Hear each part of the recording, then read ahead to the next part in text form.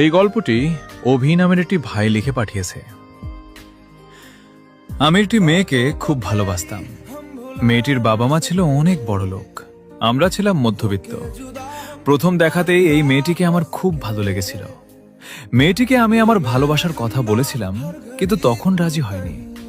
কিছুদিন পর সে রাজি হয়ে গিয়েছিল। আমাদের সম্পর্ক নতুন নতুন ছিল, তাই আমরা মেসেজে কথা বলতাম। তারপর যখন আমাদের সম্পর্ক গভীর হয়ে গেল, তখন আমরা ফোনে কথা বলতে লাগলাম। এখন আমাদের সম্পর্ক হলো 1 বছর। এবার মেয়েটিকে আমি বললাম, এবার আমাদের ব্যাপারটা আমাদের বাবা মা কি বলা উচিত? মেয়েটি বলল, হ্যাঁ ঠিক আছে, আমি বলবো। 2 দিন পর আমাদের বাড়ি থেকে মেয়েটির বাড়িতে প্রস্তাব নিয়ে গেল।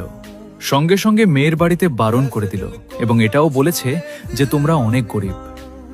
কথাটা শুনে আমি অনেক কষ্ট পেয়েছিলাম।